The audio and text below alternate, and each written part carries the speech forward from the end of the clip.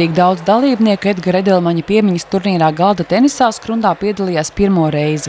Šogad sacensās 41 dalībnieks 3 vecuma grupās. Par tik kuplu dalībnieku skaitu patīkami pārsteigt arī viņa ģimene. Tās sajūtas ir brīnišķīgas tiešām, jo uz tik lielu apmeklējumu mēs necerējām. Tā ir mūsu tradīcija, jā, mēs to ļoti gaidām. Un tā ir tāda kopā pabūšana mums, ģimenei, radiem, draugiem. Mēs vienkārši kopā pasēžam, atceramies tēti, kopā paraudam, kopā pasmejamies.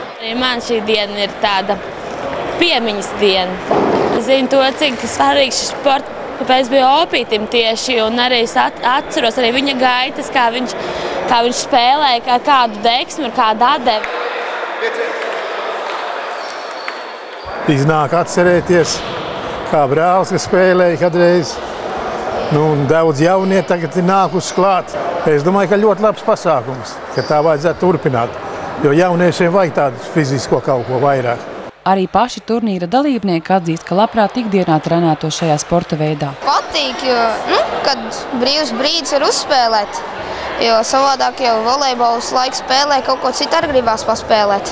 Man mājās ir paštaisīts tenis galds, ko mēs ar draugu uztaisījām, un tāpēc tā pa brīvdienām spēlējam parasti. Edgara brālēns Leons Edelmanis ir vecākais turnīra dalībnieks, un viņš priecājās, ka Skrundā rīkojot šādus turnīrus, godina vēsturi un iepazīstina jaunieši ar kādreizējiem sporta dižgariem.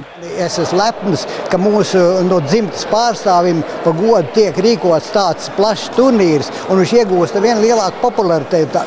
Katru gadu vairāk dalībnieku, un mēs radinieki ar to lepojamies un esam klāt, vai mākam spēlēt, vai nemākam spēlēt, vai veci, vai klībi, vai kādi pretinieki stipri. Neviens nav švakrais atnācis man pretī. Tik liels dalībnieku skaits liek domāt arī par šī sporta veida nopietnāku ieviešanu Skrundā. Tas liecina par to, ka arī ir interesi. Kaut tā atsaucība būtu tādā ilgākā laika periodā, nevis tā vienreizējs pasākums vienreiz gadā. Nav jau tās telpas, kur viņiem to galdus turēt. Būtu mums galdi, kur turēt, pastāvīgi, kur varētu iet. Un vēl piedāvām jaunatnē kaut viens galds kaut kur būt, kur iet un spēlēt vakaros, tas jau var būt tik vērtīgi. Telpa jau vajag, tas galds ir pietiekami liels, lai viņi ieliet kaut kur, bet redz, cilvēki grib.